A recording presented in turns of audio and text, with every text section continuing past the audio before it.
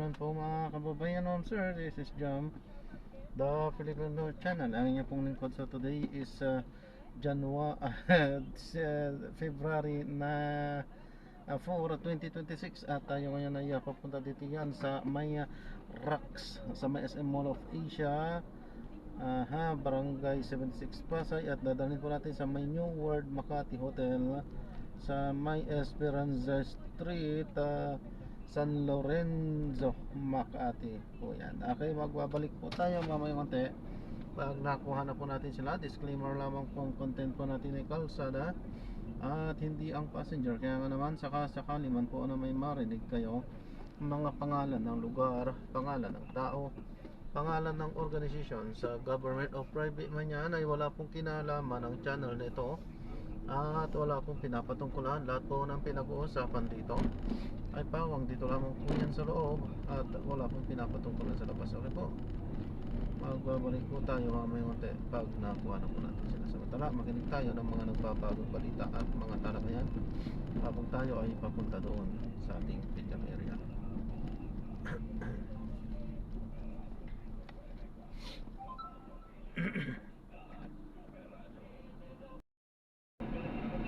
Sa magkakaulay sa mga lugar. Kasama sa ganyan sa hirap kasi nasa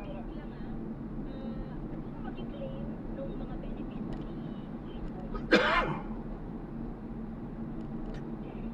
sa ngayon may ganyan mga information na sabi mga girls na sila mag-claim. so ano lang, wala lang anak, di ba? Magkasaw sila teacher pa rin kahit at taon na silang iwalay, di ba? Baka pag request ko may itanong yung ganong sitwasyon or magkano ba yung insurance at benefits na makukuha talaga ni ma'am kasi baka pwedeng matingnan din yung ganong angulo.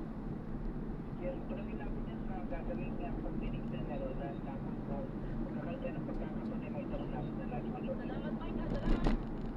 Yes, pero Si Mike Buyagoy, mga kasama mula sa number ko, magpapalit ng Senate leadership inabangan ko. Uy, magyayari ngayon sa sesyon ng Senado. Radyo man sa info, diba? Radyo man doon, yes, inaasamayan nila ngayong hapon sa sesyon ang posibilidad ng pagpapalit ng liderato ng Senado.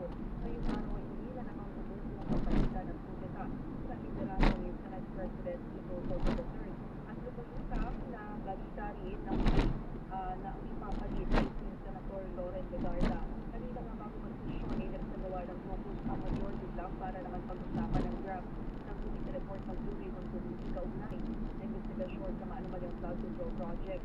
Pero kumansin na wala si Legarda sa focus ng majority. Siya ang mga senador ang nasa focus ng nanibilangan ni Soto, Senate President Pro Tempore Tinglaction, Senate Majority Leader Miss Zubiri, Senators Erwin Cuco, Pangilinan, Richard Nan, Tiberos at Jimmy Bendico. Sa sesyon ngayon ay lahat-lahat ng mga miyembro ng minority ay nasa plenaryo at bandang kay Senator Bato de la Rosa. Muling mga bansa ng kudeta ngayong araw sa gitna na rin ng nag-leak na draft committee report ng Tulipod Committee sa iniimbestigahan paano man yung flood control project kung saan tatlong senador ang inirekomenda ang pakasuhan. At mamaya Konti. So, merong possible na po dahil dito sa may tatlong gusto kasuhan na kasama nila? actually hindi pa siya clear kung talaga yung pinaka-reason, pero sa gitna nga nung itong lumabas na draft committee report, mo or dumutang itong banta ng kudeta. At ngayon lang din namin hapon habang nagpo-focus ko doon biglang nagkaroon na ng ganitong usap-usapan na possible magkaroon ng change ng Senate leadership. Pero yun ay inuusan pa natin. Oo. Sino may pakana? Konti, kung naririnig nyo lang, sino may pakana? Ang yung may pakala ngayon hindi pa natin confirm kung sino, pero kung mga nakaraan na nakausap natin itong si Senate President Tito Soto and si Senator Ting Lacson, na tinuturo nila from the minority na kumag-usap kay Senator Loren Legarda. Ngayon hindi natin alam kung gano'n ulit ang nangyari, pero may mga nakita tayo, may mga info na itinapos natin na nag-usap kanina itong si Senator Amy Marcos at si Senator Loren Legarda, pero hindi pa clear kung ano yung pinag-usapan dahil inaantabayanan pa natin kung ano yung mangyayari At kung may magsasalita, kasi kanina nakaabang tayo sa session, ikong pambibig. Sabi ni Senator Alan Peter Cayetano nung natanong kung magkakaroon ng change na leadership, let's see, yun lang yung sinagot sa amin. And then lahat ng mga senators, wala pa silang sinasabi. Deadma pa sila doon sa tanong kung merong change of leadership. Pero seryoso yung kanilang mga mukha, and very bihira na kumpleto itong minority. Lalo na si Senator Alan Peter Cayetano na ang aga niya dahil on time siya nandito sa Senate session. Possible ba, Conde, yun na ang nangyayari. may kaugnayan din sa panibagong impeachment ni VP Sara? Isa pa yun sa posibilidad kasi nga mayroon na ngang inihain na impeachment complaint laban kay VP Sara, and nagsalita din itong kahapon si Senator Robin Hood Padilla na susuporta siya sa change of leadership kung ang magiging usapan na ay yung impeachment kay VP Sara. So yan yung ilan pa sa mga aalamin natin kung ano yung reason kung matuloy itong change of Senate leadership. Sa ngayon, wala pa Rajuman Lourdes, mga people at saka yung mga athletes pa yung kanilang nire-recognize dito sa floor. So wala pa namang anything na about, or wala pa tumatayo para mag-move na ipakante itong posisyon ni Senator Tito Soto as Senate President. Okay, Conde, nagkatabay kami dyan ha, sa mga kaganapan dyan. Bato mo lang agad. Thank you. Yan mo ng update kasama mo sa Senado, Rajuman Sain, Conde Basa, Tatak Arm, and DZXL 558. Oy, standby ho kayo ha sa update ni kasamang Conde. May malaking balita sa House, sa Justice Committee, at may malaking balita rin ho sa Senado. Palista na naman. Walang kasawa-sawa. Dapat lahat kayo palitan. Oo, para nakakapagod kayo eh. Japan ilinaw na magbabatong lamang ng 0.8% per annum na interest rate sa loan ng Pilipinas para sa MRT-3 Rehab Project. Radyo Mendoza, Joyce Adra. Kinapirma ng Japan Embassy sa Pilipinas na 0.8% per annum na interest rate lamang ang ipapataw nila sa loan ng Pilipinas, sa partikular ang 8.175 billion pesos na loan ng Pilipinas sa Japan para sa MRT Rehabilitation Project. Kinapirma rin ng Japan Embassy na ang repayment period para sa nasabing loan ay 40 taon, kabilang na ang 10 taon na grace period. Una ng loan lumagdas sa Foreign Affairs Secretary Maria Teresa Lazaro at Marisa Basa ng Philippines Endo Carduya sa diplomato sa naturang loan na. Huwag yun ang pansin. Mga ano lang yan, mga street ano. Kala ko kung ano pa yun. Maano talaga yung mga yan. Thank you, Joyce. Huwag nyo nang papansin po. Huwag nyo titignan po. Pag tinignan nyo yan, hindi kayo titigilan. Complaint laban dito kay Pangulong Bongbong Marcos. Sir Tenny, live kayo sa RMN DZXL Manila, si Rajuman Lourdes. Yes, Lourdes. Magandang hapon. Sir, ano po? Magandang hapon po sa lahat na nakikinig. Ano pong inyo? Nakalak naman po tayo, hindi tayo mapapasukan. Oo, alam naman namin talaga mahirap ang laban. Pero medyo nagulat din kami na ang Kongreso mismo yung sarili niyang rules of impeachment pinaliko niya para lang prematurely ma-dismiss on insufficiency of substance ang complaint. Kasi parang dinagdagan niya yung mga requirements to comply with sufficiency in substance. So talagang nakita namin, talagang desidido ang liderato ng Kongreso na patayin ang impeachment sa pinakamaagang pagkakataon. Ano po yung sinabi niyong medyo silang sumira sa rules nila? Kasi under the sufficiency, yung standard ng sufficiency in substance, sa rules mismo ng impeachment, ang hinihiling lang naman sa complainant magkaroon ng recital of facts constituting the offenses charged. Ibig sabihin, kailangan lang ay ilatag ang mga pangyayari na magpapakita na kung totoo itong mga pangyayari ito, talagang may pagtataksil sa tiwala ng taong bayan at Pangulo. Pero ang require nila doon sa mga naging manifestations ng mga congressmen pumasok na sila doon sa ebidensya. Pumasok na sila kung totoo ba o hindi yung ebidensya. Wala pa ho sa ganong stage.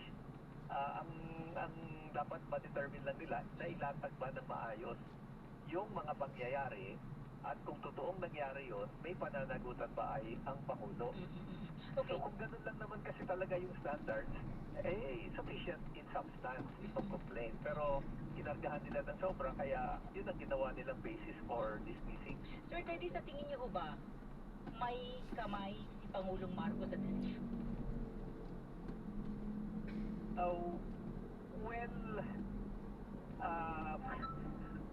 Alam mo, wala naman nangyayari sa Kongreso nang walang paspas na Malacanang. And of course, lahat ng mga majority talaga sa Committee on Justice ay mga kaalyado at kakampi ng Pangulo. So, walang duda na yung usapin yun, may malaking influence sa naging outcome. Pero hindi lang yan. Kasi kapag kung natuloy-tuloy itong hearing na ito, mauungkat ang lahat tungkol sa flood control project. Mauungkat yung mga bagay na hindi tinitingnan ng ICI, hindi tinitingnan ng Ombudsman, hindi tinitingnan ng Senate investigation. At yun yung involvement mismo ng mga mambabatas sa lahat ng ito. At tingin ko yun din ang pinoprotektahan nila. Hindi lang si Pangulong Marcos, kundi ang sarili din nila. Kasi nga, sistematiko ang corruption sa ating bansa, involving both the executive and the legislative branches. Ano po ang inyong susunod na hakbang, Ginoong Casino? Well, hindi naman dito nagtatapos ang pagpapanagot sa mga korap na opisyal at yung pag-aangat natin ng reforma. Magtutuloy-tuloy ito sa lansangan, magtutuloy-tuloy ito sa social media, sa traditional media, sa iba pang mga larangan kung saan uungkatin natin ang katotohanan at pananagutin natin ang mga kurakot sa ating bayan. Isang immediate na nakikita ko this coming February 25. Yan po ay 40th anniversary ng EDSA at syempre malaking usapin palagi sa historically yung EDSA paglaban din sa corruption ang malaking bahagi niyan, and this will be definitely one of the key issues na matatalakay dyan sa malaking pagkilos na inaasahan sa February 25. Sir Teddy, maraming salamat. Mabuhay po kayo. Good afternoon po at sa bayan. Maraming salamat din po. Si Ginoong Teddy Casino ang chairperson ng bayan. Sabi ko, sa tingin nyo, may basbas si Pangulong Marcos para ito po yung basura. Tagal niya sumagot yan. Actually, lahat naman ang nangyayari dyan talaga may basbas si Pangulong Marcos.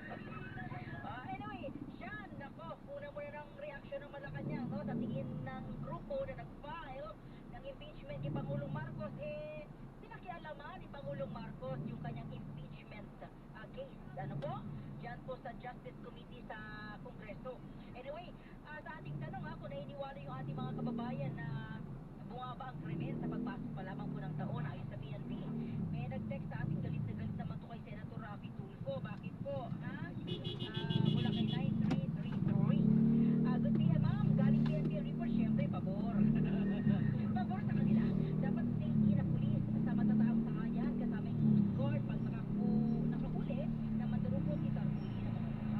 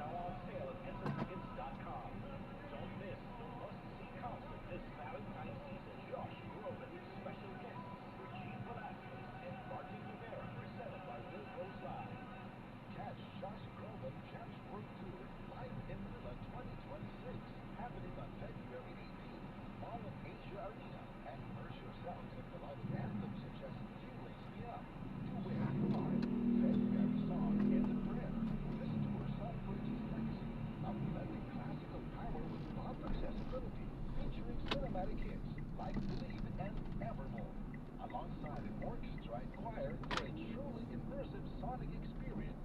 Book your tickets now at smtickets.com and SM Tickets outlets. Presented by Wilbros Light and DCXL 558. Ito ang DCXL News 558 kHz. 6 na dekada maaasahan sa balita at serbisyo publiko. Ang himpilan ng RMN Network sa Mega Manila. Live sa radyo at online. Ang bawat pananaw at opinyon ng susunod na programa ay hindi sumasalamin sa pananaw at opinyon ng DCXL 558 RMN Networks at ng Ito na po yung Oras na para ating pag-usapan ang pangangalaga ng ating mga kalusugan mula sa Herbs and Nature. na-drop na natin sila. Maraming salamat po sa panonood hanggang sa muling ingat.